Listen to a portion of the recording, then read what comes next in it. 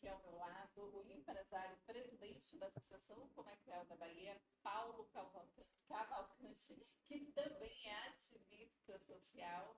É um prazer, Paulo, dividir a bancada com você essa mesa, né? Para mim, o prazer é meu, né? Eu acho que é de todos nós. É assim da nossa conta, como a gente está colocando sempre, a consciência cidadã participativa, é o sentimento de unidade e pertencimento, é a transformação, é a atitude. E nós estamos hoje aqui recebendo com muito orgulho. O deputado estadual Eduardo Salles, que está no seu terceiro mandato consecutivo e é ex-secretário de Agricultura do Estado da Bahia. Deputado muito atuante no Parlamento baiano, falo isso porque eu sou de lá, da casa, né? Trabalho no Parlamento há mais de 22 anos, acompanho o trabalho do legislador, atuante tanto nas comissões quanto ali no plenário, dando bastante, né, deputado? Bem-vindo, é um prazer ter você com a gente. Muito obrigado, Fernanda. Muito obrigado, Paulo, por esse momento, né? Esse momento aqui diferenciado, aqui nessa Casa do Comércio, a primeira casa comercial das Américas.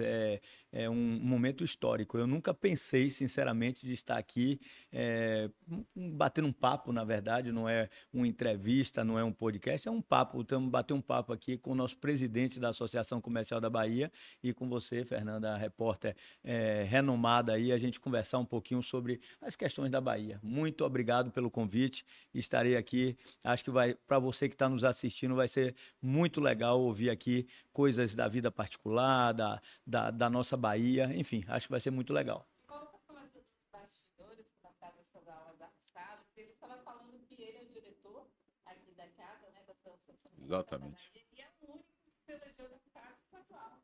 Na verdade, Exato, foi feita uma pesquisa há tempos atrás e demonstraram que essa aqui é a casa mais antiga das Américas, a casa comercial, desde 1811 fundada, e de lá para cá nunca houve um deputado que estivesse diretor dessa casa e que fosse eleito deputado. Então eu sou o primeiro, com muito orgulho, primeiro e único diretor, que eu sou diretor dessa casa há 20 anos, com muito orgulho, vim da época que era diretor do Grupo Espírito Santo, um grupo português, e aí com muito orgulho me tornei diretor dessa casa e depois, lá para frente, me tornei deputado. Então sou sim, pela história da Associação Comercial da Bahia, e isso é muito importante, dizer que sou o único diretor dessa casa que foi eleito deputado na história desde 1811. É muito legal. É muito bacana e o que eu posso testemunhar, meu amigo, é que eu ficar com tranquilidade de dizer, atuante, defensor, sim, como eu sou um ativista da função social da empresa, vocês sabem, né? Estou aqui na Associação Comercial da Bahia também nesse exercício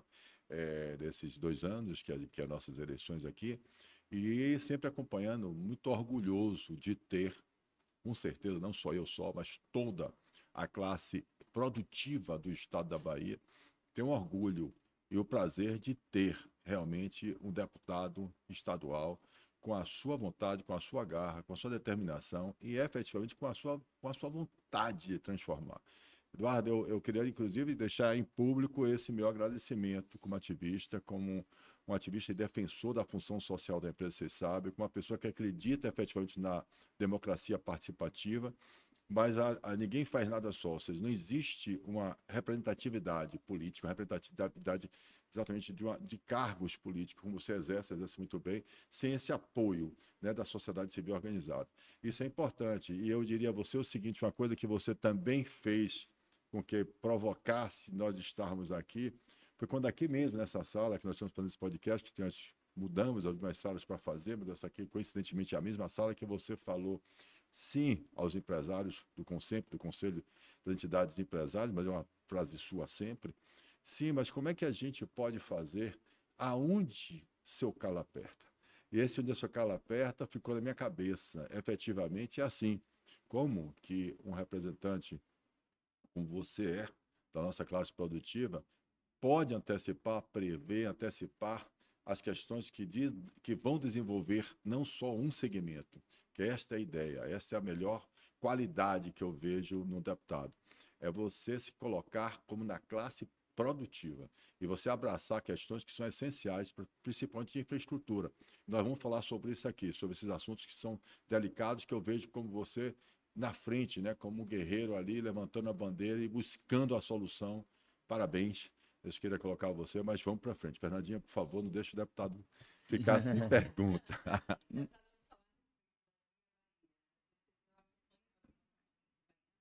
Desde o início da construção da Bahia, se eu tenho certeza, acho que foi em 2009. 2009, isso. Isso. Iniciou a construção da Bahia.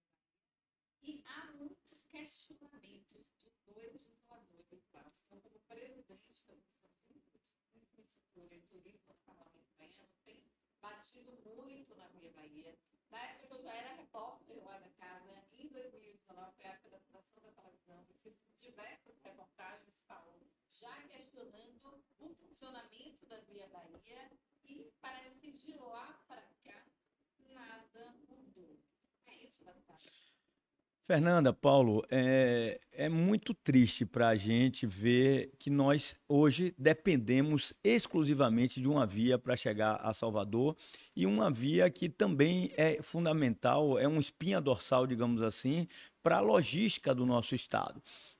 A Via Bahia, que aí hoje ela contempla a BR-324, que a concessão foi feita em 2009, como você falou, Fernanda, no trecho da BR-324, Salvador, Feira de Santana, e na BR-116 de Feira de Santana, passando por Jiquié, Vitória da Conquista, até a divisa com Minas Gerais. Essa concessão foi uma das primeiras concessões rodoviárias feitas no nosso país.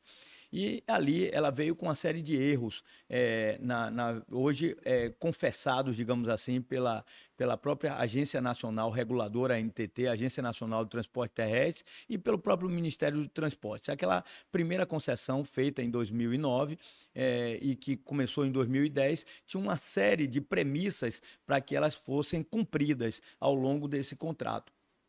A Via Bahia, esse consórcio que foi criado naquela altura, em 2010, e em 2016 foi vendido. Era um consórcio que tinha a predominância do grupo espanhol, foi vendido para um grupo canadense, que chama PSP Investments, é um fundo investidor canadense, e que assumiu em 2016 a gestão dessas rodovias.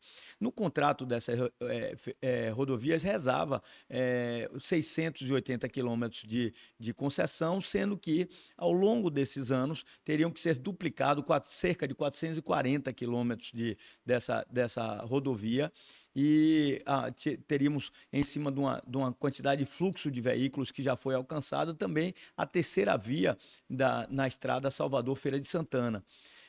Desde que a concessão foi feita, desde da assinatura do contrato, de 2010 para cá, nada foi feito do que foi contratado. Nada.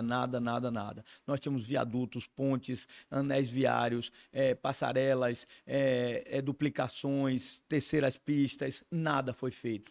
E aí o Tribunal de Contas da União simplesmente começou a arguir, a questionar a não realização das ações. Eles começaram a entrar com ações, realizaram em 2013 um TAC, um termo de ajustamento de conduta, dizendo não, nós não fizemos, mas nós vamos fazer. Nada fizeram. Quando chegou em 2016, eles disseram que em 2015 e 2016 houve uma crise econômica muito grande e que essa crise econômica fez com que eles não pudessem fazer os investimentos. Mentira, eles não vieram fazendo, e a crise econômica, os dados do TCU demonstram que o fluxo de veículos que estava no contrato para esse período é maior, mesmo com crise econômica, do que o que estava previsto no contrato. Então, os dados existem, muitos deles até fraudulentos, que eles diminuem esses dados, mas, enfim, eles simplesmente não fizeram nada, não fazem nada. Existem hoje nenhuma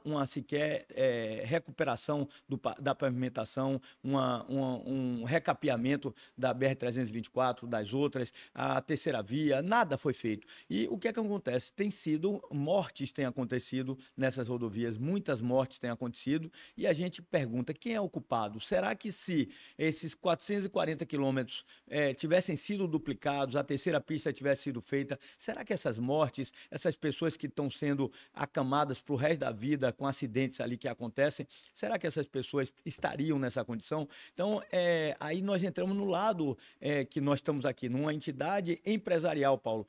O que acontece? A logística de toda a Bahia passa pela Via Bahia, é a única entrada e saída que nós temos de Salvador. Então, o Porto de Aratu, por onde onde o CIA, que é o Centro Industrial de Aratu, o Polo Petroquímico, onde nós temos o escoamento pelo Porto de Aratu, ou pelo Porto de Salvador, o Porto de Contêineres, dos grãos, tudo isso, teoricamente, tem que passar pela Via Bahia. O fluxo da Via Bahia aumentando, ampliando a cada dia, e a gente não vê nenhuma ação.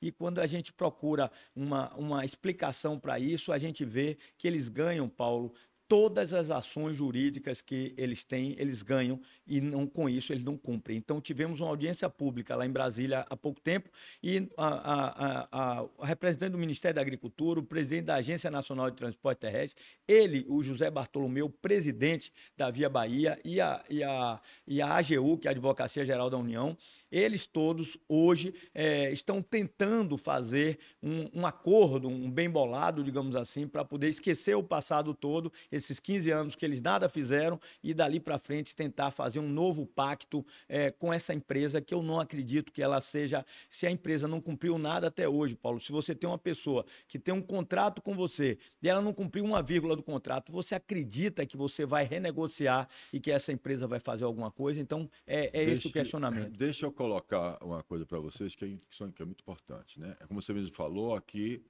é a bicentenária casa multissetorial, né, transversal, que ouve e escuta e acredita no diálogo, né? Como eu falo aqui, nós temos o diálogo que transforma, né? Aqueles encontros que a gente faz, e eu tive aqui com os representantes da Via Bahia, já como presidente, e convidei eles, deixar isso claro, para termos este encontro aqui dos diálogos que transformam, para a gente ouvir as razões. Muito bom. Né? Eu fiz isso e estou dizendo isso aqui em público, ao vivo, aqui para tocar o barco, que foi feito isso, que eu faço isso sempre.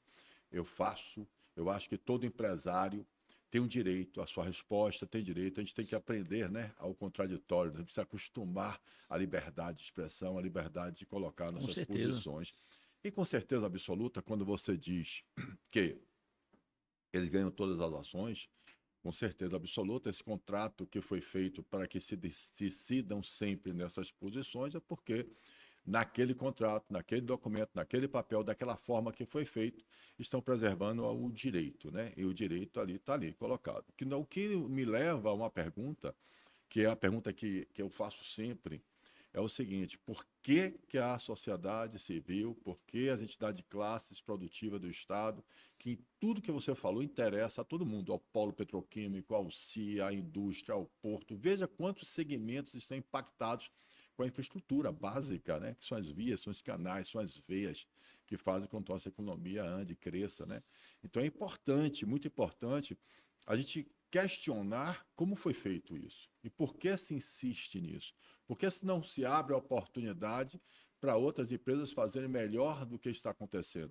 Porque o Estado somos nós, né? A nossa vontade. E isso é importante. Você veja que se a gente continua com a infraestrutura dessa, a gente tendo os canais de escoamento estreitado e se pensa em construir outras razões, seja um porto maior, seja uma ponte para trazer canais, pontes de nome de atrás, ou seja, você vai fazer o quê? Vai ser na jungular, você vai ter uma edema de glote, você vai morrer sufocado. Quer dizer, essas questões precisam ser analisadas por nós entidades. Seu posicionamento está corretíssimo, você tem que fazer isso mesmo, porque é importante, é a classe produtiva que diz onde seu calo aperta, e é por isso que você está se manifestando como representante dela, buscando essas respostas e buscando em Brasília, e está certíssimo. Só estou colocando claramente que a Associação Comercial da Bahia está aberta a essa discussão, aberta para ouvir também a outra parte, colocando, não é só a empresa que ganhou a licitação, a empresa que comprou o contrato de quem ganhou a licitação, se permitiu se comprar contratos, nós podemos permitir também que a gente tenha nossas soluções. Que é a mesma coisa que acontece com reclamações que a gente recebe também aqui, Eduardo, dos empresários que querem crescer os seus negócios e também reclama muito da falta de energia, né? Que é outro assunto também que é muito polêmico, outro assunto também que é importante a gente deixar claro também, dentro da mesma linha, que são diálogos que se transformam, são a forma de a gente ouvir as partes. A casa está aberta, nós queremos ouvir as respostas, as razões de todo mundo. Eu queria também que você falasse que a outra pauta sua. Estou certo ou não? Estou errado?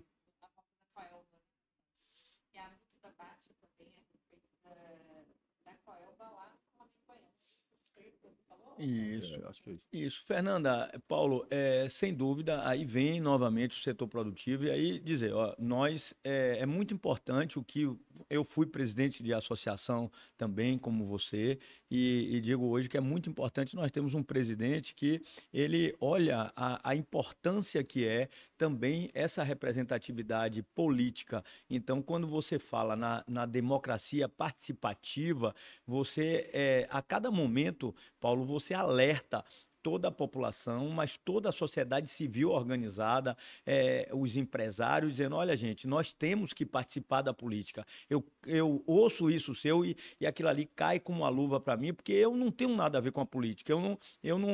Nunca pensei em estar político.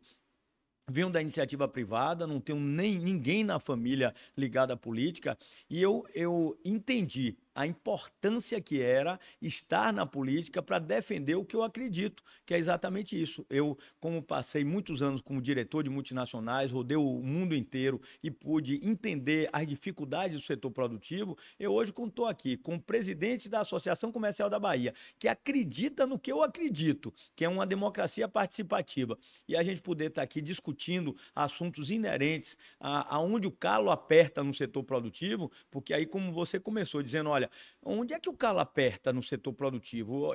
Eu questiono porque eu, para defender, eu preciso saber. E você que tem que me dizer aonde é. Então, o industrial tem que dizer, olha, nosso problema é tributário, nosso problema é de logística, nosso problema de capacitação do trabalhador, sei lá. E aí no agro a mesma coisa, nos serviços a mesma coisa, no turismo. Então, vocês têm que dizer para nós, legisladores, por quê? Porque muitas vezes, Paulo, uma vírgula, e você sabe bem disso, que você tem andado em Brasília sempre, às vezes uma lei com uma vírgulazinha que muda ali, ela pode falir uma empresa rapidamente. E muitos dos empresários não acreditam nessa política, nessa democracia participativa, porque dizem, não, os deputados estão lá, todos são ladrões, todos têm isso, aquilo, e nada. Aí cruzam os braços e acham que nada precisa ser feito, mas sem saber que se não tiver um Paulo Cavalcante lá em Brasília discutindo uma reforma tributária e que possa dizer, olha, gente, não podem botar essa vírgula aqui, porque se vocês colocarem essa vírgula aqui nessa lei,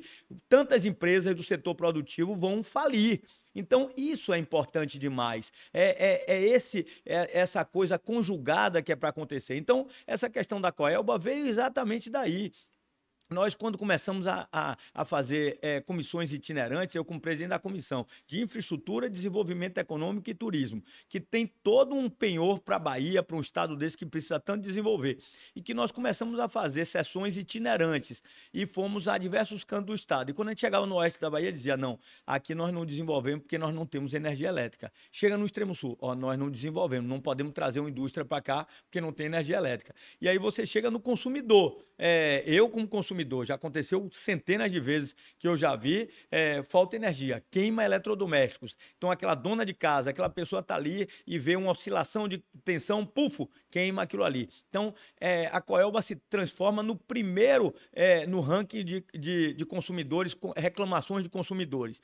E a gente vê todo o setor produtivo sem poder gerar emprego, sem poder fazer nada, aí vem a questão. Deputado, olha bem, alguma atitude tem que ser tomada. E vocês, seus deputados que foram eleitos para isso, por que vocês vão se esquivar disso? Então, aí nós mergulhamos nos assuntos. Então, onde o calo aperta foi a questão da energia elétrica. E ali nós começamos uma batalha muito grande com a Coelba. Nós levamos o antigo presidente da Coelba lá na comissão, discutimos muito, uma discussão muito dura.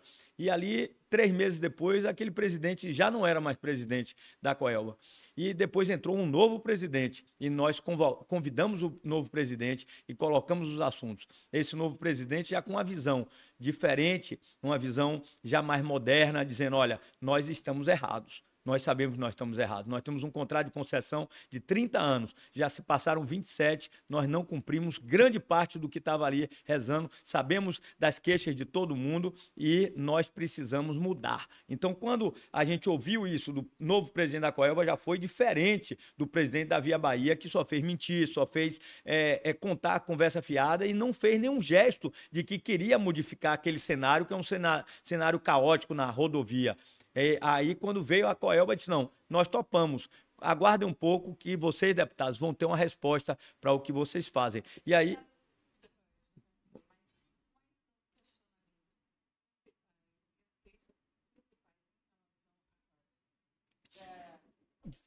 Fernanda, diversas. Então, nós vamos primeiro para o lado do consumidor.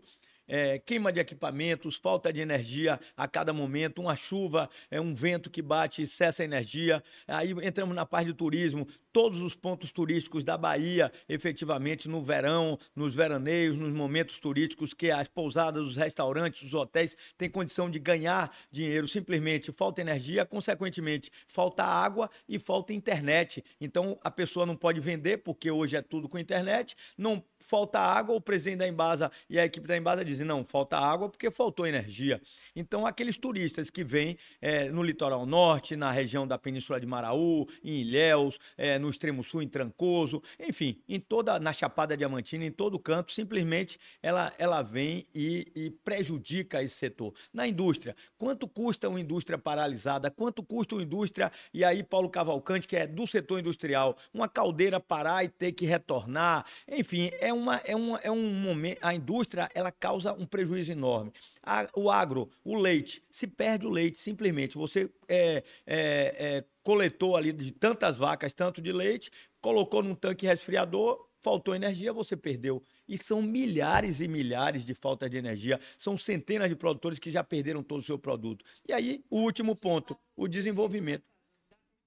Não dá, porque são... Olha, eu digo a você que como consumidor, Fernanda, eu já queimaram diversos eletroeletrônicos na minha casa e eu não reclamei. Imagina bem, quantos milhares de pessoas queimam seus eletrodomésticos e nem reclamam aí no dia a dia. Então, isso é uma realidade incontestável. O prejuízo maior, Fernanda, não é, imagine o seguinte, é o que está deixando de fazer, é o Oeste. Né? É o Oeste, por exemplo, também que esteve aqui na associação, procurando a gente dizer assim, como a gente faz, a gente quer produzir e não tem energia para se produzir. Né? Não é só, claro, que a gente vai entrar nisso também, está, né? Tendo um movimento enorme aí, que é o Decola Oeste, né? Para o aeroporto, e segundo meu amigo Pedro Doria, que faz parte da casa também, ele disse que não, vai sair sim, Paulo, vai sair, mas as pessoas até desacreditam de tantas promessas que vai sair quando vai sair, mas diz que vai sair por agora, não estou informado. Tem um exemplo, Paulo, eu quando eu estava como secretário de Agricultura do Estado, eu fui à China e nós somos o segundo maior produtor de algodão do país e nós temos um algodão de altíssima qualidade que é produzido na época seca. Simplesmente nós queríamos muito trazer uma indústria, desde a tecelagem até você fazer todo o processo de confecção e tudo aqui na Bahia. Isso, normalmente no mundo, gera 10 mil empregos uma indústria dessa, efetivamente. Nós tínhamos a matéria-prima muito fácil de trazer. Por que não trouxemos? Simplesmente porque nós não tínhamos energia elétrica no oeste da Bahia para poder trazer. Nós precisávamos de energia elétrica em quantidade e em qualidade para colocar uma indústria dessa para funcionar. Simplesmente foi abordado então, esse projeto. De novo, Eduardo, me desculpe interromper, desculpe, Fernando, aqui, mas de novo. Eu percebo que a questão não está nas concessões, mas na forma. Né? O que a gente está colocando aqui é o seguinte, a gente precisa aprender com essas dificuldades que nós estamos vendo. Não pode passar 25, 30 anos para que a gente aprenda. Né? E a gente fica impedido de ter uma opção, de ter uma oportunidade, de ter uma concorrência, de ter uma opção da gente próprio fazermos as nossas próprias energias, a gente próprio fazer as nossas estradas. Quer dizer, como é que a gente fica, tem esse sentimento que a gente tem, que a gente fica, na verdade, paralisado, aguardando uma questão que a gente... É por isso que eu defendo, vou defender de novo, vou dizer de novo, veja, aqui a ideia é que as coisas funcionem. A gente quer que os acionistas, tanto faz de quem for, pode ser o que você falou do canadense, pode ser o espanhol, pode ser de onde for, ganhem dinheiro e remunerem os seus investidores. É isso que a gente pensa como empresário, como capitalista, como uma pessoa da livre iniciativa. O que nós estamos falando aqui é de ineficiência. Essa ineficiência ela pode estar tanto no setor privado, tanto no setor público. Né? A gente fala muito da ineficiência dos setores públicos, a gente fala muito da ineficiência da escola pública, da saúde pública, da segurança pública, a gente fala muito. Mas a gente precisa também reparar que quando a gente faz uma concessão para a área privada, o que a gente esperaria, né, é que essa ineficiência ela desaparecesse. O que nós estamos verificando é que a gente está reclamando de novo de fundamentais, ou seja, de essenciais serviços e produtos, que é indispensável para o crescimento da nação, do crescimento do nosso produto interno bruto. Isso é muito preocupante, isso é muito sério, e você está certo em estar defendendo todas essas bandeiras, que são de infraestrutura, que a gente é básico, é assim como eu digo, é como eu até coloco, é mais do que fundamental, indispensável a participação de todos nós no repensar, né, de como que a gente não pode ficar presos, né, nessa armadilha de não ter eficiência para a gente fazer uma boa forma de terceirização, uma boa forma de concessão, ou como a gente faz para ampliar a oportunidade que temos nós, empresários, de não ficarmos presos no nosso próprio crescimento, porque a gente sabe fazer.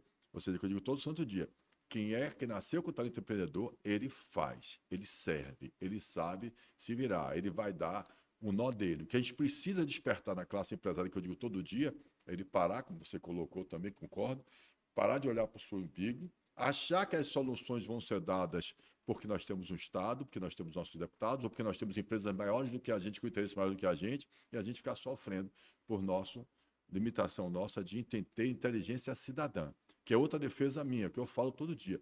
Não é só ter consciência cidadã participativa, é despertar, é um olhar maior, é ver que tem assuntos que eles são suprapartidários, suprassegmentais, ou seja, que tem assuntos que eles são de Estado e não de governo provisório. Então, essas questões são importantíssimas. A gente precisa olhar isso, enxergar isso. Mais uma vez, Eduardo, eu estou colocando isso para dizer o seguinte, para aproveitar a sua fala, aproveitar esse momento, que é essa ideia, é da nossa conta, sim, mas a nossa conta é a gente pensarmos juntos, todos nós, pensarmos com inteligência cidadã. Inteligência cidadã é o que eu chamo de nova inteligência. Você tem inteligência... que a gente fala de conhecimento, você tem inteligência emocional, você tem hoje a inteligência artificial, a TI, mas você precisa ter inteligência cidadã, de cidadania, como viver na cidadania. A gente vem fazendo isso, tentando provocar isso, trazendo isso para a associação, para todas as entidades de classe, não é só associação, como sempre, acredito por fora empresarial, que é importantíssimo, que é onde eu vi, você também ter belíssimas posições, inclusive essa, vou repetir de novo, Fernando, quando a primeira vez que eu estive no fórum empresarial, né, que é as federações, a FIEB, o Sistema S, todo da agricultura, estava também a CDL, estava o comércio, todo mundo lá, eu me lembro você, de novo, lá atrás, eu não estava nem, eu estava ainda assumindo, parece, a vice-presidente da associação, você dizendo de novo, vocês estão pensando o quê? Vocês precisam ajudar a gente, vocês precisam fazer movimento antecedente, esse movimento preventivo. Vocês precisam me trazer a informação. Lá atrás, antes da expressão a cala aperta, você já chamava atenção, você junto com o deputado Tiago Corrêa, que era você, ele seu vice, isso. E vocês lá discutindo, e vocês chamando a atenção de todas as federações, e dizendo, da associação estava lá também presente, que eu estava lá também com o Mário, e você dizendo, não dá para ser assim, vocês não podem querer que a gente antecipe um movimento que já vem político e a gente partidário ali, que a gente vai ter que tocar, voltar, e muitas coisas da gente a gente fica sabendo, a gente precisa de ser municiado de informações. E é este modelo que eu quero antecipar, dizer aqui, que é isso que a gente quer, é isso que eu espero com você, deputado Eduardo Salles, é que a gente faça isso. A Associação Comercial da Bahia precisa ser, junto com as outras entidades, certo? O suporte de informação, de tecnologia, de técnica, de antecipação, para municiar exatamente essa frente parlamentar, da qual o senhor lidera hoje, para que é produtiva, para que a gente possa efetivamente poder melhorar essas questões e não ficar lutando nessa luta desesperada, que eu diria ser cansativa, exaustante, mas com esperança, que eu tenho certeza que o senhor não perdeu, a esperança não perca, pelo amor de Deus, continue lutando pela gente e muito mais. Eu espero que o senhor avance, não só como deputado estadual, amanhã como deputado federal, se o senhor quiser, como nosso governador, como senador, que o senhor tem e sim, um representante legítimo da classe produtiva do nosso estado. Esse é o meu depoimento pessoal, tá? Mas eu posso... Eu te agradeço, Paulo, e digo a você que tudo isso que você está falando realmente tem um reflexo. Como? Quando a gente falou de energia, nós fomos para cima, nós cobramos, mostramos que o setor produtivo, peguei depoimento seu como presidente da Associação Comercial e de mais 10 presidentes de entidades, das federações, da Associação de Bares e Restaurantes, todos 10 depoimentos, e li para o presidente da Coelba na sua ida à Assembleia. Mostrei para ele que a sociedade civil organizada estava triste com o que estava acontecendo com a Coelba Neoenergia em relação ao setor produtivo baiano. Mas veio o resultado. O que eu acho que é interessante é isso, é que a gente colhe resultados. No caso da Coelba, a diretoria ouviu aquelas demandas, foi lá, preparou, conseguiu no conselho de administração deles uma aprovação do investimento de 13,3 bilhões de reais e prometeram e foram lá na Assembleia Legislativa e levaram, Paulo, olha, apresentaram um cronograma de investimentos, região por região, o que é que vai ser feito em cada região, quanto vai custar e vai ser feito em 2024, 2025, 2026 e nós, deputados, a cada 3 meses vamos receber uma prestação de contas do que é que foi feito e efetivado dentro do compromisso que foi feito aqui. Então, isso aqui é fruto da democracia participativa, Paulo. Isso aqui é fruto de vocês do setor, da sociedade civil organizada, terem cobrado dos deputados e os deputados, e aí aqui eu faço menção não a mim, mas a todos os deputados das comissões de Agricultura e de Infraestrutura que estão juntos ali, 24 deputados que têm lutado arduamente, conjuntamente, para que esses assuntos sejam resolvidos. Então, nós recebemos aqui, ó, tá aqui para todo mundo ver, tá no site da Coelba Neoenergia, 13,3 bilhões. Vocês acham que se vocês não tivessem provocado os deputados, se os deputados não tivessem todos os dias, Fernanda, batendo, brigando, esperneando, dando entrevistas, cobrando, a Coelba estava sentada em berço esplêndido, como diz o outro, há 27 anos ela não tinha feito nada, ela só tinha mais 3 anos de concessão, agora ela sentiu, porque ela tem uma renovação que pode ser automática. Agora em agosto, ela entra com pedido de renovação automática por mais 30 anos. Ela estava sentada, deitada em berço esplêndido. Ela agora, quando ela viu as cobranças acontecerem, graças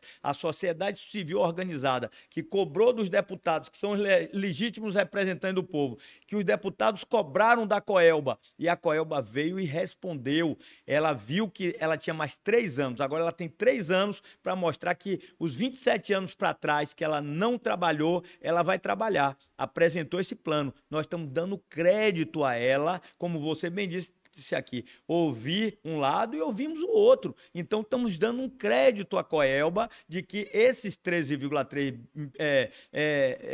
bilhões de reais, esses 3,3 bilhões, eles vão atenuar, vão minimizar e vão resolver os problemas nesse médio prazo da questão energética na Bahia.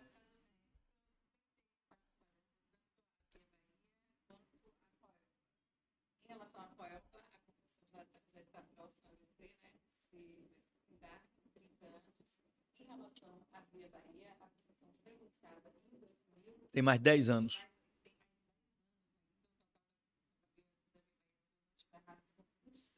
Isso.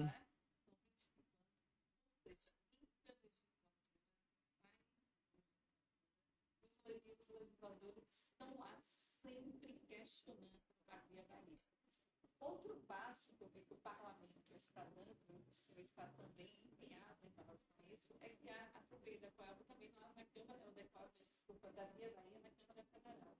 O interessante é que a CPI ela tem poder de polícia. Caso seja, pode ser convidado ou convocado. Ou seja, o convite, Paulo, ele faz o que ele quiser. Mas, quando é convocado, ele é obrigado a ir. O senhor acredita na possibilidade de criar essa CPI em âmbito federal? Por que não foi criado na Constituição? Olha, Fernanda, nós tentamos criar na Assembleia Legislativa, conseguimos um número importantíssimo de assinaturas, porque é um drama nacional, ou um drama estadual. Eu acho que os 63 deputados entendem que a Via Bahia é um karma, é um problema grave a ser resolvido. Pois bem, nós assinamos e a Procuradoria da Assembleia Legislativa nos mostrou que esse é um contrato federal, então não cabe aos deputados estaduais abrirem uma CPI. A CPI tem que ser federal.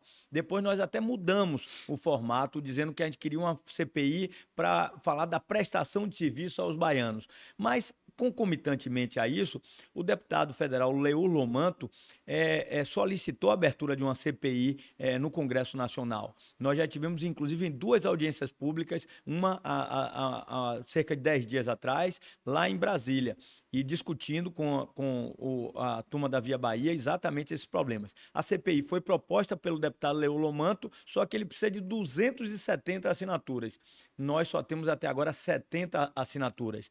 E nós, da Comissão de Infraestrutura, mandamos um ofício a cada um dos 513 deputados federais pedindo o apoio para a abertura dessa CPI. Você tem razão, Fernanda. Eu não tenho dúvida alguma que na convocação da CPI, na convocação do presidente da Via Bahia lá, com tantas mortes que têm acontecido, com o descumprimento do contrato, com as mentiras que estão sendo postadas pelo presidente da Via Bahia, com certeza ele sairia da CPI em Brasília preso. Ele lá, na hora que ele começasse a faltar com a verdade, como ele tem feito ao longo dessa caminhada, ele com certeza iria preso. E nós aí temos um outro mote, nós estamos tentando um outro formato, que é o quê? Já que nós sabemos que a Via Bahia, a proprietária da Via Bahia, é a PSP Investments, um fundo de investidores canadenses, nós agora decidimos internacionalizar a causa e nós fomos agora à Embaixada Canadense, eu com os deputados da comissão, fomos a Brasília, fomos recebidos pelo diretor de Relações Institucionais da Embaixada e o embaixador está vindo no dia 23 à Bahia e nós vamos ter uma audiência com o presidente da Assembleia Legislativa, deputados da Comissão de Infraestrutura e vamos entregar um dossiê ao embaixador canadense, mostrando a ele que provavelmente nós acreditamos que esses investidores canadenses na bolsa que aplicam seu dinheiro querendo resultado não sabem, não têm a ideia do que tem acontecido em um dos seus ativos, um dos seus investimentos, que é a Via Bahia, porque achamos que a presidência e o grupo que faz a gestão no Brasil não reporta ao grupo canadense a realidade dos fatos, o não cumprimento de nenhuma vírgula do contrato durante 15 anos, das mortes que têm acontecido e a culpabilidade, que é a culpabilidade deles, que vai em algum momento, não é possível que algum investidor lá acredite que está ganhando dinheiro às custas da morte de baianos, de brasileiros aqui por uma falta de gestão, por uma má fé, efetivamente, de quem não quer cumprir um contrato que foi feito. Então, é isso mais ou menos, nós vamos continuar lutando, vamos continuar batalhando por isso e ninguém vai nos calar. Nós não vamos, como você falou, entra a legislatura, sai a legislatura, mas tenho uma certeza que enquanto lá eu estiver, eu não vou arredar o pé, como diz o outro, de fazer com que as coisas efetivamente aconteçam e que a gente tenha uma resposta, como ali tivemos da Coelba, uma resposta pronta de um investimento, que demos um crédito. E eu disse ao presidente da Via Bahia, lá em Brasília, 10 dias atrás, ele disse, olha, vocês estão sendo duros aí nas questões com a Via Bahia. Eu disse, presidente, nós estamos sendo duros porque vocês estão sendo muito duros com os baianos que estão morrendo e que estão ficando acamados para o resto da vida em função do não cumprimento do seu contrato. Faça um gesto, como a Coelba fez, inicie a terceira pista, Salvador Feira de Santana, duplique o trecho da Serra do Mutum, ali perto de Jiquié, que tem morrido milhares de pessoas, a entrada de Vitória da Conquista, enfim, faça um gesto para que a população acredite que vocês têm condição, sim, de fazer uma renovação de um contrato, uma repactuação de um contrato, porque hoje ninguém acredita nisso.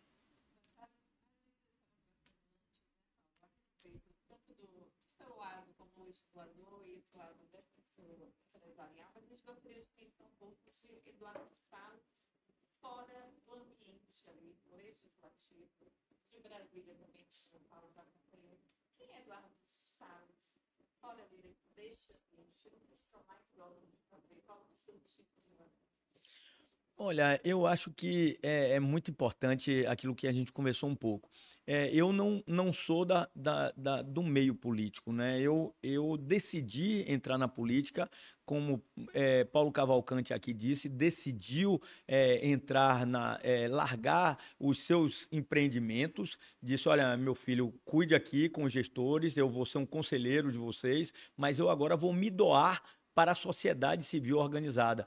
Então, Paulo Cavalcante fez isso na vida dele. E eu acho que eu fiz isso na minha vida também. Eu tinha eu era diretor de uma multinacional e eu ganhava 3 vezes o que, quando eu fui convidado para ser secretário de Agricultura do Estado da Bahia, eu pedi demissão do setor privado para vir para um setor público que, às vezes, a turma diz, não, o cara vem para ganhar milhões. Eu não, eu perdi, vim ganhar 1/3 do meu salário. Paulo não veio ganhar salário nenhum. E isso é muito gratificante, sabe, Fernanda, porque eu ali, como secretário de Agricultura do Estado, eu pude rodar toda a Bahia, os 417 municípios da Bahia, 302 oficialmente como secretário, coisa que ninguém nunca tinha feito, e eu pude ali conviver de perto, ver as dificuldades de uma seca, de um excesso de chuva, da agropecuária baiana, das cadeias produtivas baianas. Então, aquilo ali engrandece, faz você ficar com um coração enorme, e aquilo ali, eu acho que energiza você para que você possa cuidar um pouco das pessoas. E aí eu volto a dizer, não tem nada de floreio nisso que eu estou falando, porque eu não sou daquele jeito de política de holofote, de nada disso. Mas eu acho que isso tem me feito, e aí 3 mandatos que Deus tem permitido lá em cima. Eu converso muito com o Paulo, ele sabe disso. A política hoje tem sido uma coisa, Fernanda, muito deprimente. O formato da política, o formato financeiro da política, ela tem tornado uma coisa muito ruim. Eu acho que se a gente não der um freio nisso, a gente não vai ter mais representantes legítimos de um povo. A gente vai ter, às vezes, pessoas que vão para ali para poder estarem ali, seja com a vaidade, seja com o poder, alguma coisa dessa, e não mais legítimos representantes da população. Então, eu me sinto um legítimo representante da população. Deus me permitiu até hoje, com os escassos recursos que eu entro numa campanha, tem me permitido ter sido, na outra eleição, eu fui o 3º mais votado dos 63 deputados, uma coisa fantástica, que 90 mil votos, um deputado conseguiu uma coisa dessa, com o formato que eu faço a política. Eu volto a dizer a vocês, só Deus ajudando, e amigos que acreditam que é possível a gente continuar nisso. Então, mas acho e alerto aqui, Fernanda, que é muito importante, todos nós, aí a sociedade, a gente bater, e Paulo, em todos os momentos, eu vejo Paulo Cavalcante, presidente da Associação Comercial da Bahia, em qualquer cenário que seja, qualquer abertura de seminário, qualquer coisa, ele falando da importância da democracia participativa, a importância da gente ter representantes nos poderes, pessoas que realmente busquem o melhor. Então, é muito difícil hoje representar efetivamente na política o setor produtivo.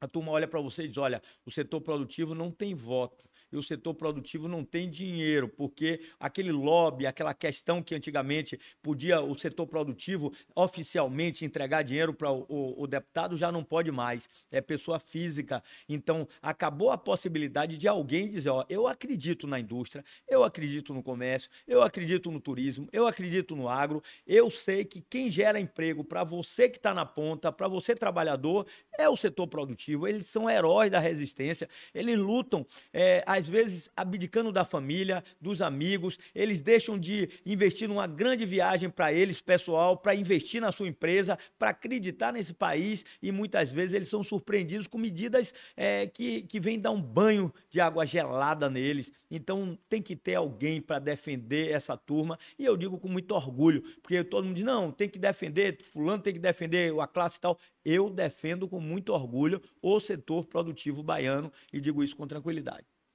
Eu diria o seguinte, Eduardo, essa defesa aí, esse valor, como você colocou, nosso, né, como você coloca aí, inclusive quando você defende, né, o povo baiano, quando você vai lá e diz que a gente precisa de nossas estradas e tal, as pessoas, para não levarem para o lado pessoal, o que eu digo, sou presidente da Associação Comercial da Bahia, e eu participo do Instituto Unido Brasil, eu participo da Federação das Associações Comerciais, eu estou no Fórum Empresarial, eu estou como suplente no Conselho ali do SEBRAE, discutindo o acolhimento sempre do empresário informal, né? Eu chamo muito a atenção disso, quando eu chamo a atenção de dizer, nós não podemos querer Eu até eu vou escrever um artigozinho sobre o nosso dinossauro de estimação. Depois você vai ver, você vai entender. Dinossauro de De estimação. estimação. Porque a gente precisa entender agora com esse congresso de sustentabilidade, eu aí até brinquei com a ideia de se imagine se a gente estivesse com alguma espécie, todas elas preservadas, inclusive um dinossauro, e a gente conseguisse domesticar o dinossauro. Imagine a gente passeando nas nossas praças, com os nossos saquinhos na mão, com a nossa luvinha para poder pegar quando os nossos cachorrinhos fazem suas necessidades, quando o dinossauro também o fizesse, né? A gente interditava a rua, tinha que chamar a caçamba, ia ter que fazer saneamento básico só para o dinossauro. A provocação tem muito mais, ela passa pelos os exageros dos ativismos radicais, né? Passa pela gente conceber o que é efetivamente, que é importante a vida humana. Então, a gente parar de não enxergar a informalidade, não enxergar que nós somos minoria, né? A minoria, a classe formal, a pessoa jurídica é minoria. A maioria, hoje, dos postos de trabalho do estado da Bahia e do Brasil é mais do que 50%. Esse é assustador, né? Mas é verdade. E quando a gente para avaliar isso, né? Para avaliar essa questão das cargas e todas as instituições que são criadas e são alimentadas com a receita dos trabalhadores, né? Com a receita desses trabalhadores, que de carteira assinada, ou trabalhadores que não têm sua carteira formal ou informal, e nossa também, das pessoas jurídicas, que são providas por essas iniciativas, esses talentos empresariais, é importante a gente sempre chamar a atenção para evitar a demonização. Aí eu diria, Eduardo, tanto a classe empresária quanto a classe política. Ser político não é fácil. Assumir posições como a sua, de chegar e colocar, você não está contra ninguém, você não está contra a empresa tal, você está a favor, né, do bem-estar da humanidade, do bem-estar do que a gente tem desenvolvimento econômico, só com produção de riqueza, que a gente pode acabar com esses índices perversos que nós carregamos no nosso Estado, que eu luto para mudar. Né? Eu estou, como eu disse a você, eu me aproximo harmoniosamente e contributivamente com as instituições públicas, que são as nossas instituições públicas, é o nosso Estado, é o nosso país, é a nossa nação, é o que eu chamo todo santo dia, né? Então essas são as provocações.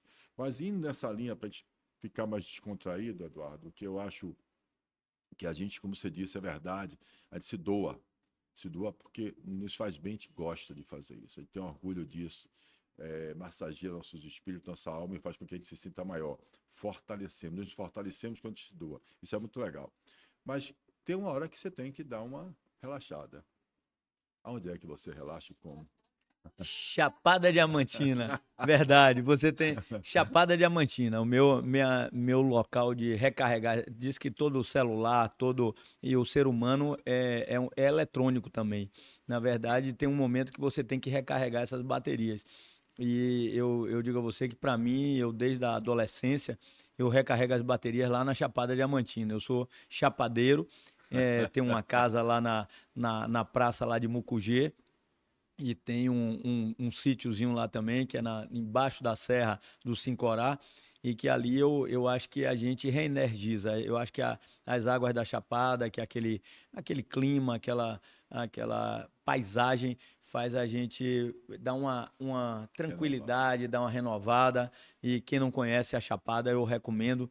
Tem uma vinícola uva ali em Mucugê, tem o enoecoturismo. E a gente tem o turismo de aventura, tem as bicicletas, tem as corridas, enfim, é um lugar paradisíaco e que tem feito, eu acho, muita gente também reenergizar por lá, porque nós temos diversos médicos, advogados famosos aqui de Salvador, que de repente estão se aposentando e estão indo morar em Mucugê, morar ali na Chapada Diamantina. Então, eu acho que a gente agora que tem lá os cafés renomados no mundo inteiro, eu que fui presidente da Associação dos Produtores de Café da Bahia, a gente tem os cafés de Piatã, os cafés de Mucugê, os cafés de Bicoara, da Chapada como um todo ali, fantásticos. A gente tem o vinho que vem agora fazer um buquê, mas temos queijos, temos uma série de geleias, as frutas vermelhas lá, o morango, a amora vermelha, enfim. Acho que lá é um lugar que ele me traz a tranquilidade e renova essas energias. Fé. Já que Paulo falou a respeito do senhor relaxar, acho que relaxar, música, obviamente, na minha concepção, é sempre mais gostoso. Tem uma parafraseando Nietzsche, Friedrich Nietzsche, falando, ele diz que a vida sem música seria um erro. Como o senhor gosta? De que tipos de música o senhor gosta de curtir? Gosta de dançar? Gosta de forró? Gosta de eletrônica? O presidente da Assembleia Legislativa da Bahia mesmo, Adolfo Menezes, Paulo, ele revelou em um podcast que ele adora eletrônica, ele posta dançando lá.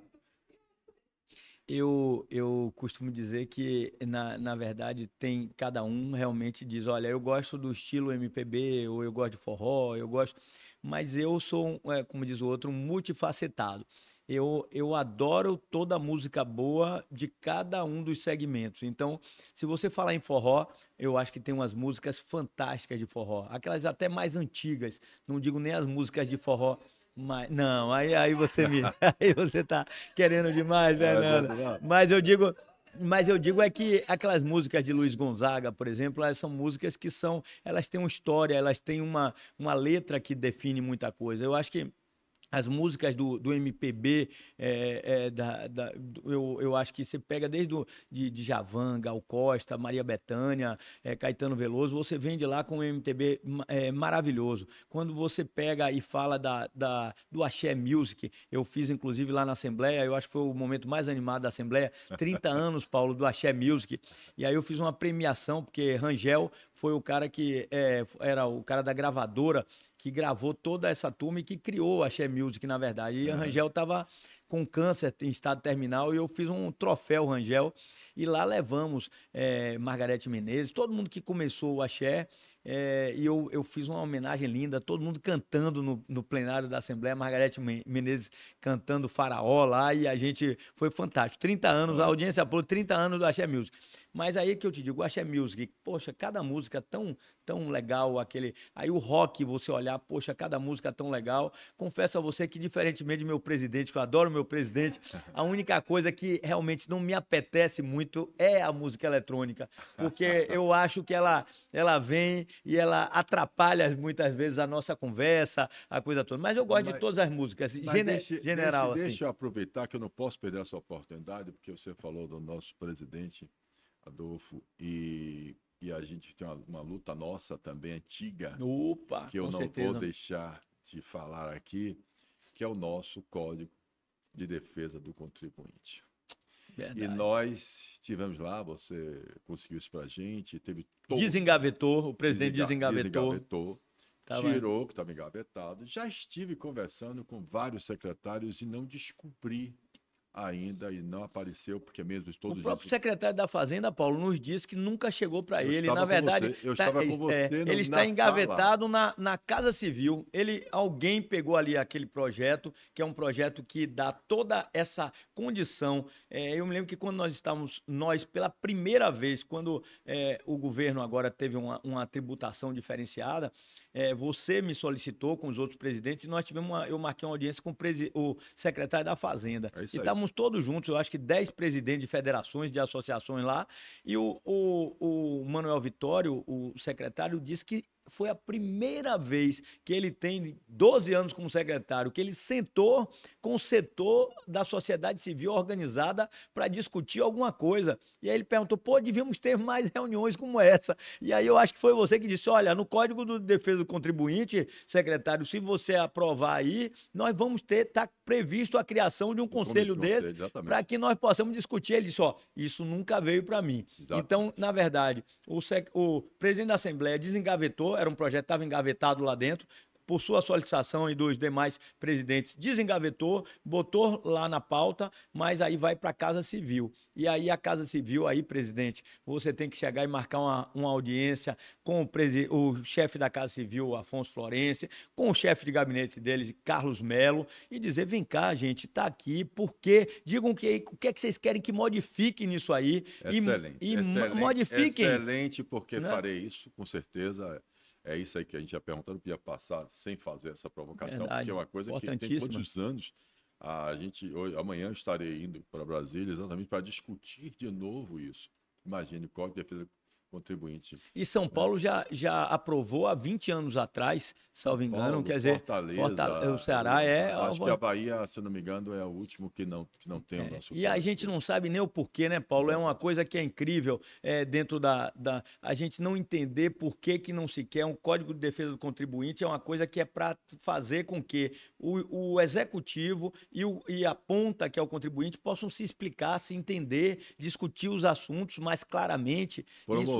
Promover o desenvolvimento do Estado, né? Eu tenho um exemplo do presidente da Associação Comercial de Santa Catarina, me dizendo com muito orgulho, muita satisfação, que eles conseguem sentarem com o secretário de Desenvolvimento Econômico, com o governador e discutir questões como, por exemplo, o aumento do ICMS, como é que seria para ir interno e externo, como é que se equilibraria dentro dos setores, que é uma discussão que equivocadamente a gente também faz. A gente começa a dizer, não, os bancos não pagam, o agro não paga, o serviço está sendo prejudicado, a indústria, e a gente esquece que é um conjunto.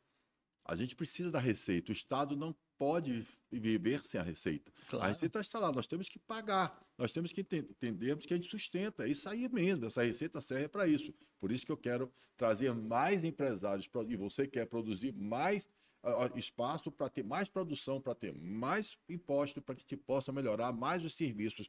A questão só é a eficiência, que a gente está falando, que eu falei no início, do privado e do público. Tem que ter eficiência em tudo, senão não vai funcionar. Mas o mais importante é isso. O Código de Defesa do Contribuinte entra na comissão, né, um conselho, e esse conselho pensa melhor, com certeza absoluta, como eu falo, ouvindo os lados. Eu não queria terminar sem fazer para agora. Você pode perguntar mais sobre a vida do meu deputado. Não, mano. Água.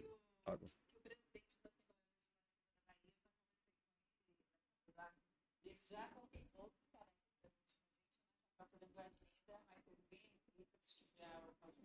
Ótimo. Muito maravilha. Então, o senhor respondeu a respeito da música, mas não respondeu se dança ou se não dança. Não danço.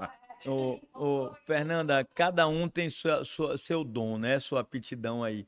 E minha aptidão não é definitivamente a dança. Cada um, você sabe aquele pedaço de pau duro, assim, ó, que você pega, porque tem aquelas pessoas que elas têm a ginga, né? Você bota, vai para um lado, vai para o outro, e até tem aqueles homens que são mais soltos que dizem, não, tudo bem, vamos deixar a mulher conduzir a dança, mas a mulher joga e o cara vai. Eu não, eu sou aquele pedaço que você pegar, fica amarrado. Então, a dança, definitivamente, Fernanda, sinto muito, não é a minha. Eu adoraria. Que eu brinco é que tanto a dança como um outro dom que eu adoraria ter era tocar violão. Eu tinha também. Vários amigos na adolescência. Que aquele cara, os amigos sempre, as melhores namoradas eram do cara que tocava o violão. Então, quando o cara pegava ali e começava a tocar, ele já começava a olhar assim, trocar olhares ali, já era. Então, se você que não tocava estava do lado ali, você já tinha perdido a... Mas você é muito bem casado. Mas eu estou dizendo naquela época. Mas então o violão não vai lhe fazer mais falta. Não, estou dizendo que era um sonho da adolescência. Então, Eduardo, se você tivesse aqui a oportunidade de falar exatamente para as pessoas que confiam em você, como eu confio, e os seus eleitores, e você pudesse falar alguma coisa para eles aqui, aproveitar esse espaço da Associação Comercial da Bahia, para todos eles, o que é que você gostaria de falar? Fique à vontade. Olha, eu acho que é muito o tema que eu acho que todos nós, a esperança do futuro desses jovens, e aí eu falo de nossos filhos, nossos netos, não tenho dúvida que ele passa pela política. Esse futuro, ele passa pela representatividade da sociedade civil organizada. Eu fui presidente da Associação dos Produtores de Café da Bahia, diretor da Associação dos Agricultores da Bahia, presidente da Câmara de Comércio Brasil-Portugal. Enfim, eu tenho uma gama de momentos da minha vida que eu cedi a minha vida privada para poder representar, como você, Paulo, a sociedade civil organizada. Eu hoje participei também do executivo Então, eu me doei durante 6 anos da minha vida para estar no Executivo como secretário de Estado. E agora eu estou nesse momento como deputado. Então, eu acho que é importante alertar. E aí você diz, poxa, diga alguma coisa para... Eu digo para você, jovem, para você, mulher, para todos vocês que muitas vezes olham para a política como uma coisa nojenta, uma coisa corrupção. Olhe, coisa errada tem em todas as profissões, em todos os lugares. Eu acho que a gente não pode usar, como dizia minha mãe, temos que saber separar o joio do trigo. E para separar o joio do trigo, não se esquive nunca de poder fazer parte de uma representatividade da sociedade civil organizada, seja no seu DCE, no seu clube de estudantes, nas suas associações de classes, de pequenos produtores, de industriais. Participe. Essa democracia que Paulo tanto prega, ela é muito importante. É muito importante você ir lá e pleitear. É como ele fala de vez em quando, eu ouço até numa reunião de síndico de prédio, você pode ali fazer a sua pontuar, você pode se expressar ali e mudar muita coisa para frente. É o que eu digo também na política. A política é passageira. E eu acho que dentro da política a coisa mais importante é não ter, Fernando e Paulo, vaidade. Vaidade é uma palavra proibida na política, eu acho que proibida em todos os lugares. O salto alto, a vaidade, a pessoa achar que é mais do que alguém, deputado estadual, deputado federal, senador, não é mais do que um funcionário público. Quem paga o salário meu, do deputado estadual, de todo político, é o povo. Então você tem que ser representante do povo, você tem que ouvir com humildade. A palavra de ordem tem que ser não vaidade, tem que ser humildade. E você tem que ouvir quem está lá na ponta, você tem que ouvir as dificuldades, as agruras desse povo e você poder representar. Então eu acho que é muito importante cutucar para que todos vocês que estão aí nos ouvindo possam entender a importância que é você, desde uma reunião de síndico de prédio, como o Paulo diz, você participar do associativismo, do cooperativismo, da política e você poder dar sua contribuição. E depois, quando acabar aquele tempo, é o que eu digo, eu tenho mais 2 anos e pouco de mandato. Vou batalhar para ser reeleito, para continuar esse trabalho. Mas isso não é o norte da minha vida. Eu vou batalhar, eu vou lutar, porque acho que eu ainda tenho um pouco a mais a dar para a sociedade. Mas se ali cessar o meu mandato, um terceiro mandato, eu volto a dizer, pô, Deus me deu 3 mandatos, eu fiz a minha parte. E aí a gente brinca, só encerro dizendo aquela fábula, né, que a gente ouve direto e que tem que...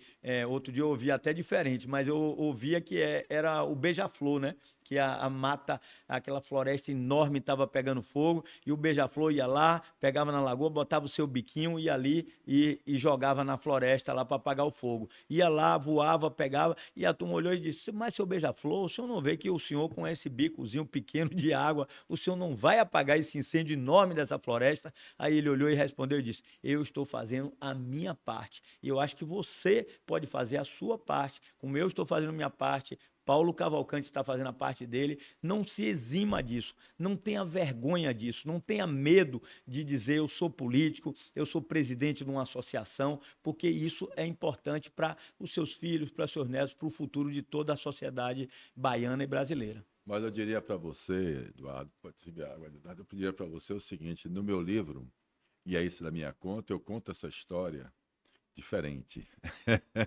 Por isso que eu falei, Paulo, eu li seu livro e eu falei exatamente que a história é essa daí, quando ele está ali fazendo a parte dele, mas com certeza absoluta, se toda a floresta, se todos os jacarés que tiverem ali, se todas as aves, se todo elefante que tiver naquela floresta, hipopótamos e pessoas que são fortes estiveram naquela floresta, não começarem a fazer uma trilha para poder derrubar e não deixar que o fogo avance no resto da floresta. Né? Começar a fazer aquela picada para separar o lugar queimado para outro, como que todo mundo do interior sabe como é que chama aceiro. Exatamente. Não pegar e começar todos irem no rio, buscar água junto com ele, para jogar e apagar o fogo, todos estarão no final perdendo. Então, na realidade, o que eu chamo de democracia participativa é chamar a população que mora nessa floresta, chamada Brasil, seja quem for, das formigas a quem for, ali, gaviões, coruja, quem for, para juntos, né, preservarem o que tem, que é a sua floresta. Juntos evitarem que seus ninhos sejam queimados, né, que seus filhos que não podem correr, ou aqueles que estão em situação difíceis, sejam vitimados. Então, a gente precisa acreditar, a gente precisa desenvolver esse sentimento de pertencimento e unidade, a gente precisa entender. Eu aí vou colocar, tem uma questão, sei que a gente está na hora da gente terminar, mas quando a gente vai fazer um negócio bem democrático para a gente, eu vou colocar o seguinte, o que eu tenho colocado, né, o que eu tenho dito. A gente precisa entender que a gente tem que torcer para o nosso país, não como se fosse um time de futebol. Não como a gente torce para o Bahia e para o Vitória, né? Que aí, quando você torce para o Bahia e Vitória, seu time pode estar na terceira divisão, mas você não deixa de ser o time que você está torcendo. Bahia ou Vitória, tanto faz. Se o presidente do time fizer uma grande besteira, ou até roubar o time, ninguém deixa de torcer. Se o técnico for ruim, ninguém deixa de torcer. Vão para o estádio, quando brigam, chega um a agredir o outro, trocar pau, porrada, tal, porque um é outra coisa, as torcidas brigam. Vai para o aeroporto esperar seu time chegar para querer bater no jogador. Mas quando você, como cidadão, você quer ir para Portugal, cidadania portuguesa, quer ir para os Estados Unidos, você quer ir para a Itália, você quer ir para a Espanha, mas quando a bomba começa a explodir em nossa cabeça, como na faixa de Gaza, em Palestina, a gente chama, diz que é patriota, lembre que é voltar para nossa casa, que nós vivemos no melhor país do mundo, né? Então, esse sentimento de pertencimento, né? Essa autoestima cidadã, e que aqui é o melhor lugar para a gente viver, depende só de nós. Quem pode mais fazer somos nós. É o que eu chamo. Quando eu falo responsabilidade, eu assumi que eu vivo no melhor lugar do mundo. Quando eu falo atitude, é o que você falou. Venham, participe, acredite, não fique só reclamando. E eu transformador é exatamente eu transformar a nossa nação a partir do povo, todos nós juntos, porque nós merecemos viver em um país melhor. Como você disse, né, Deus já nos deu tantas coisas maravilhosas. Você acabou de falar da Chapada, você vai todos os santos na nossa frente, aí tem espetáculo, tem nós, né? E a gente juntos não podemos desperdiçar tudo isso, a gente fazer com que isso seja melhor ainda para mais gente, para a maior população, para toda a população, não só do nosso estado, né? Mas a população do nosso país. E a gente pode fazer isso, é isso que você luta, é isso que lhe faz, que lhe engrandece, é isso que lhe faz ficar forte. E ao contrário do que você disse, nesses 2 anos e meio, eu espero que você esteja motivado por esse povo que acompanha o seu trabalho, para que você alcance voos mais altos, porque você precisa representar não só o nosso estado, acho que precisa mais, a gente precisa chegar a pensar em nosso país, eu acho que isso é importante. Mas vamos lá, Fernanda, quer terminar ou vamos tocar o barco aqui? Você fala o pau na máquina. Não, estou tranquilo, vocês não. Estou à disposição. Acho que, Fernanda e Paulo, se vocês me permitem, eu acho que um assunto importante, só rapidamente para a gente tocar, é a questão efetivamente da logística. Nós temos aí o setor empresarial baiano, na minha visão, tem um momento diferenciado, um momento que nós temos um assento importante em Brasília. Os baianos têm um momento importante em Brasília, dentro da gestão do atual presidente, e, sem dúvida alguma, nós temos esse cavalo selado passando na frente da gente, e é um momento, na minha visão, do despertar para que não só a gente cuide do dia a dia das cidades, da coisa, mas também nós pensemos no futuro, na competitividade. Nós temos um estado grandioso, um estado que é do tamanho da França, 56 milhões de hectares, e que a gente tem aí potencialidades imensas. Nós somos o terceiro estado em mineração do país, nós somos um dos líderes do agro no país, nós temos uma diversidade enorme do agro no país, nós temos uma potencialidade muito grande, até em função desse agro, da indústria na sequência. Nós temos aqui 90% da indústria chocolateira do Brasil está sediada aqui, nós temos uma condição, devido a essas matérias matérias-primas, de termos aqui indústrias de suco, indústrias de tecelagem, porque nós somos o segundo maior produtor de algodão, nós temos a indústria de suco de laranja, suco de frutas, especificamente suco de laranja, nós temos aí torrefações de café, temos o melhor café do mundo, um dos melhores cafés do mundo, enfim, nós temos uma indústria que pode, petroquímica, aí que a gente pode avançar um bocado aí nessa questão, nós temos a questão da energia sustentável, renovável hoje, com a liderança na eólica, a liderança na energia fotovoltaica, falando já de hidrogênio verde, na possibilidade de implantação, biomassa, enfim, essa transição energética passa pela Bahia, sem dúvida alguma, e nós temos um turismo com 1.200 quilômetros de costa, nós temos aí praias belíssimas, um potencial turístico, Chapada Diamantina, de praias, de Abrolhos, enfim, temos uma condição diferenciada para todos esses segmentos e nós precisamos agora ter logística, nós precisamos fazer com que a Bahia tenha ferrovias, rodovias, portos, aeroportos e até por que não falar em hidrovias nesse momento. Nós precisamos fazer isso acontecer e nós precisamos que esses projetos avancem. Então, a provocação vem aí de onde o calo aperta, porque eu sei que a gente vem, Paulo, dizendo o seguinte, como a gente fala no jargão agro, da porteira para dentro, nós somos altamente competitivos. Eu duvido que alguém no mundo, e aí eu desafio os Estados Unidos, quem quiser, na produtividade e na qualidade de produtos. O algodão nosso tem a maior produtividade do mundo e tem a melhor qualidade do mundo. A nossa soja, o nosso milho, o nosso café, enfim, nós somos grandes exportadores aí de carne, de suco de laranja, de café. Nós precisamos aí ter competitividade, da porteira para fora. Nós precisamos ter ferrovias para trazer os nossos grãos até o porto, nós precisamos ter portos eficientes e para isso as coisas não são muito grandiosas. Quando a gente fala do Porto de Salvador, foi o porto com maior eficiência. Nós temos a segunda maior baía do mundo, a melhor baía para navegável que a gente tem durante o ano inteiro aqui, com calado, com águas abrigadas, a Amazônia Azul, a capital da Amazônia Azul. Olha que nome forte, como a gente diz aqui sempre, a capital da Amazônia Azul. E nós precisamos ter 200 milhões para dragar o canal de entrada desse porto. É pouco, 200 milhões de reais para nós trazermos aqui os maiores cargueiros do mundo para entrarmos aqui. Nós precisamos ter uma ferrovia até aqui dentro do porto. Nós precisamos ter aeroportos que possam levar cargas de frutas. Nós precisamos ter a hidrovia do Rio São Francisco priorizada para que nós tenhamos um transporte multimodal. Nós precisamos de aeroportos, aí você falou aqui no oeste da Bahia, nós precisamos de um aeroporto grandioso no oeste da Bahia, nós precisamos de um aeroporto grandioso no extremo sul da Bahia, em Porto Seguro. Linhas, né? E linhas aéreas, nós não podemos perder linhas regionais, nós temos que acrescentar linhas aéreas. Agora, uma boa notícia essa semana, um voo Salvador-Paris, é muito bom isso, a gente vai ter aí, temos esse potencial, nós temos a condição de alavancarmos, nós precisamos agora nos unir. Todo o setor da sociedade civil organizada, se for o caso, essa sociedade civil organizada, já que o Estado é lento, o Estado que eu falo não é o Estado da Bahia, é o Estado, seja municipal, estadual ou federal, ele é lento. Eu fui secretário e a gente dizia que o Estado é como um bicho de 3 patas.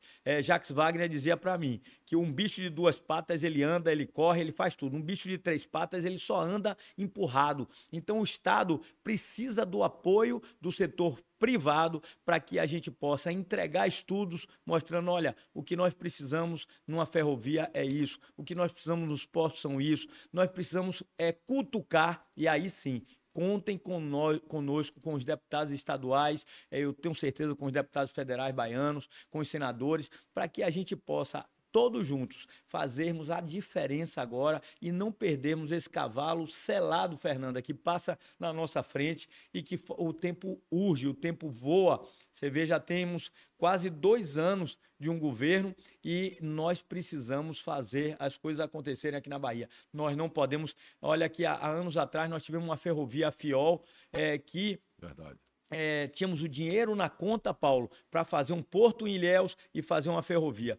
Simplesmente, aí o que você falou, nós não podemos ter radicais nem de um lado nem do outro. De repente aparecem uns radicais lá que dizem xiitas do meio ambiente numa área lá e que dizem que as cavernas no oeste iriam perder, e aí simplesmente emperraram o produto do porto também, e aí nós perdemos aquele cavalo selado com dinheiro na conta e nós fizemos um pedaço pequeno da ferrovia e não avançamos. Nós agora estamos no prejuízo, temos que correr atrás desse prejuízo para fazer o Porto Sul acontecer, para fazer uma ferrovia que agora vai engatar na FICO, que é uma ferrovia centro-oeste ali, que vai engatar toda a parte dos grãos do centro-oeste, podem ir para o porto aqui, enfim, nós não podemos perder essa oportunidade. Então, a cutucada final aí, Fernanda e Paulo, é para que a gente cuide da nossa logística e não percamos esse cavalo selado que está passando na nossa frente. E deixando claro que você acabou de colocar, né? As questões de você radicalizar, né? Aí você vai entender quando eu falei domesticando dinossauros. Você acabou de dar um exemplo claro. Você com dinheiro na conta, com dinheiro para fazer o porto, com dinheiro para fazer a estrada, a gente perde exatamente essa capacidade que beneficia a todos, né? Para a questão de a gente ter posições radicais, e a gente vê isso também nos partidos. A gente vê, eu até vou repetir o que eu vi numa reunião lá em Brasília, no Instituto Unido do Brasil, quando o Lira, o presidente da Câmara dos Deputados, aproveitou a oportunidade quando estava, inclusive, o nosso deputado federal aqui, Zé Neto, que é vice-presidente, quero dizer para vocês, é o passarinho presidente da Frente Parlamentar de Empreendedorismo, e o vice-presidente é o Zé Neto, que é daqui. E ele falando, e o Lira lá falando com a gente, conversando com essa frente parlamentar, com os empresários, e ele fez essa crítica.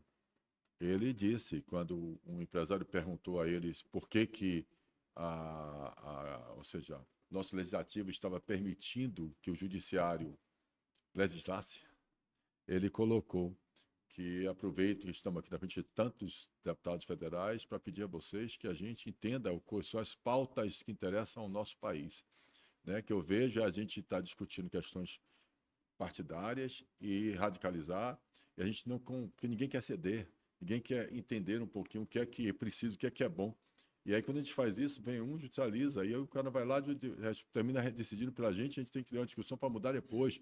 Veja que essa questão que você falou, de onde o calo aperta, desse apoio que você colocou e que a gente está disposto a fazer isso, é isso que a Associação Comercial da Bahia chama toda entidade de classe produtiva, para convocar e dizer, vamos criar essa comissão, nós temos condições de criar essa comissão para apoiar os nossos deputados, né? Tanto ele dos estaduais como de federais, apoiar, informar, trabalhar isso juntos para mostrar assim, a vantagem que você tem nesse desenvolvimento que você acabou de dizer. A gente não pode perder a oportunidade, mas não vai acontecer se a gente não fizer o que você disse que o senador Jacques Wagner colocou sobre como é que a gente não tem que estar empurrando, tem que estar apoiando, tem que estar contribuindo, tem que estar participando, tem que estar harmoniosamente, contributivamente, mostrando os caminhos que são melhor para todos, e o consenso de entender, de abrir a cabeça para dizer efetivamente sim melhor para todos, né? Ou por uma maioria, né? Não vai existir sociedade perfeita, não vai existir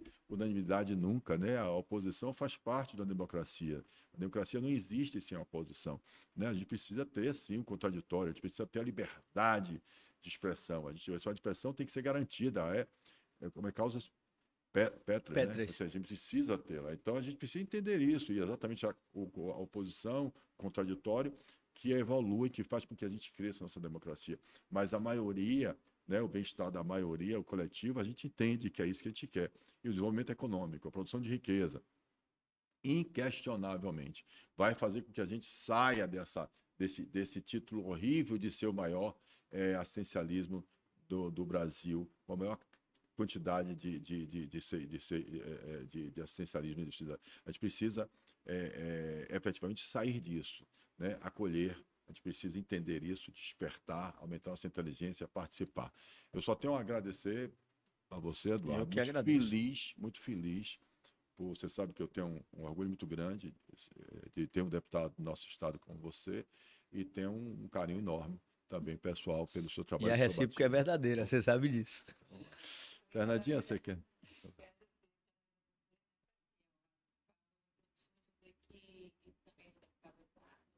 Que a cada entrevista eu adquiro mais conhecimento, né? Eu acho que a cada podcast também, porque a gente sempre está adquirindo conhecimento e trocando conhecimento. E falar para o senhor, deputado Salles, foi um enorme prazer tê-lo aqui conosco, falar, conhecer um pouquinho do seu fora ali do Parlamento Baiano, esse lado do deputado estadual, né? O deputado que gosta de música, que não sabe pensar.